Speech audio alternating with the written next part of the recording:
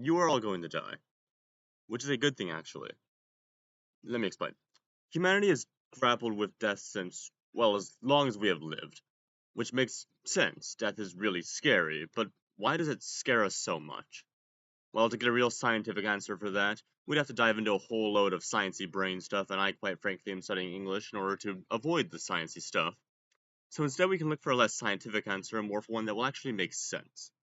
To do this, we can start by looking into the best hiding place of all the greatest questions in life, stories. Before talking about young adult fiction and cultural narratives for growing up, however, we should start by figuring out a different question. Why do we tell stories in the first place? This question is one of those open to interpretation sort of ones, and will have very many equally valid answers depending on who you ask. Some storytellers say it's a form of escapism from our often mundane and powerless lives. Some say because it is merely a natural joy of humanity. Others argue for stories being a call for help or a way of conveying the emotions that we refuse to feel for ourselves. But one of the most common answers to this question is also one of the simplest, because stories last a long time. As we have already discussed, death is scary, and when we are scared of things, we try to avoid them, like me procrastinating making this video. And while we can't actually stop ourselves from dying yet, we can make things up and tell other people about them in order for little parts of our brain to metaphorically live forever. This has been such a popular idea within us humans that it has lasted for literally the entire time span of our existence as a species. And yet one thing has seemingly always been present: the fear of death.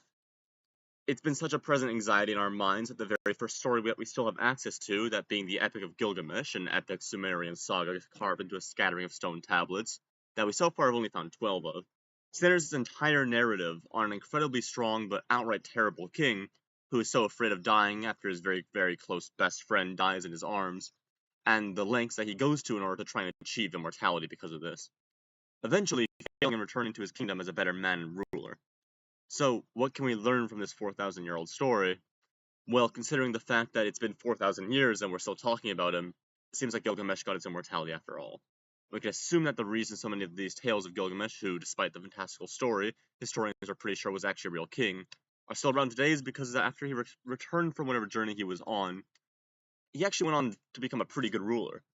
So, ironically, it has been the stories of his failure that have given Gilgamesh his immortality that he so desperately wished for. And 4,000 years later, we see this today in many of our modern stories.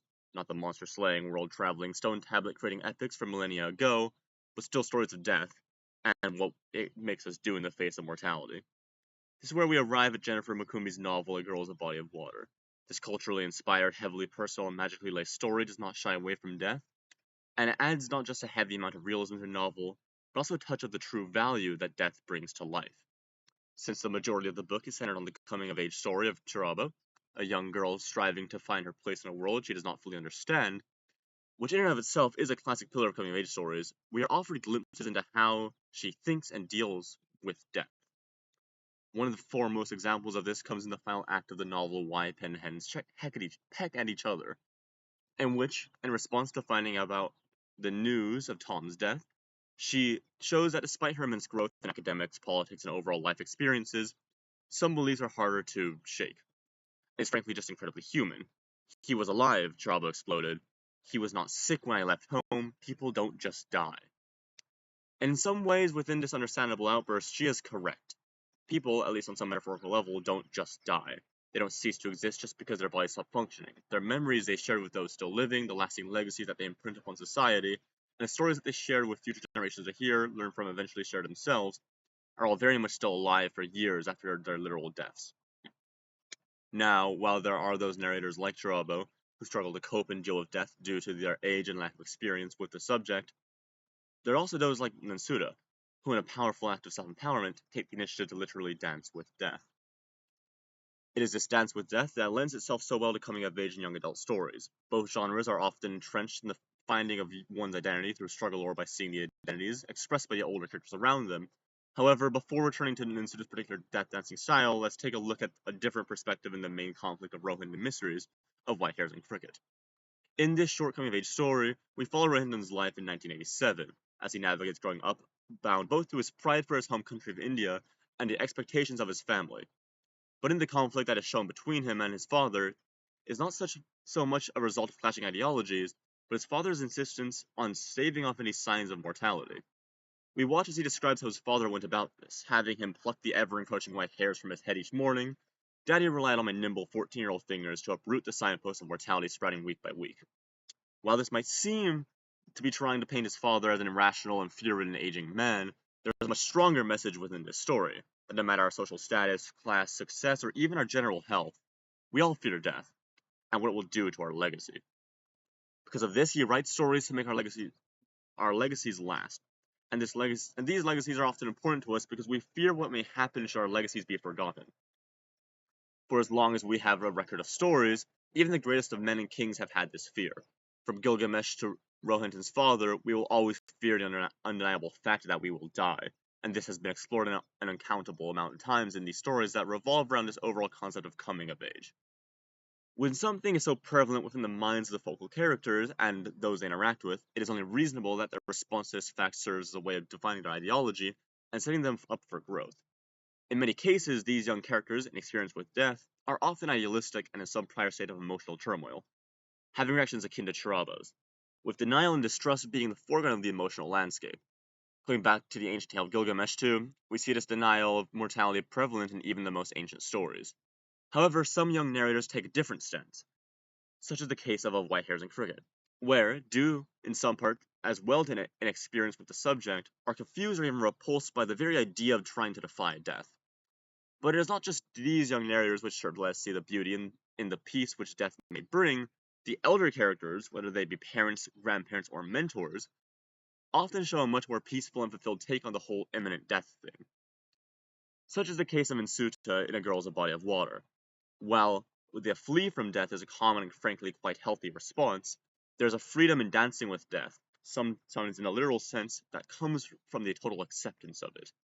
Death is something so incredibly tied to life and so unstoppably powerful that it ends up being one of the few constants in an otherwise entirely unpredictable world. While for a person who tries to fight age, it may seem entirely unreasonable to simply accept death, for somebody like Nansuta, who seeks to grasp control of her life in any meaningful way that she can, death can be the most powerful thing to symbolically hold control over.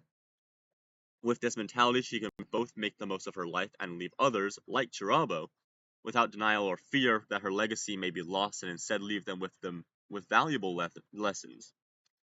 The novel leaves us with this message. Chirabo's mind went back to Nansuta, to how nature had melted her body away, yet she felt neither pain nor regret.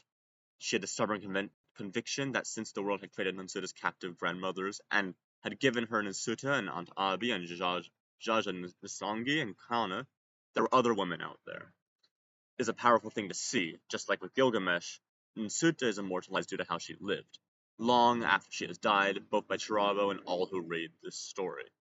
We can learn many things from coming-of-age stories, especially those set within cultures unfamiliar to us. And sometimes what they teach us is bigger than any one life. They teach us about what we fear and why we fear it, but also how to accept that which we cannot fight. A Girl Is a Body of Water teaches us that there is a beauty in immortality, so long as you can dance with it. For we fear death because we cannot control it, and because we cannot control if we are remembered after.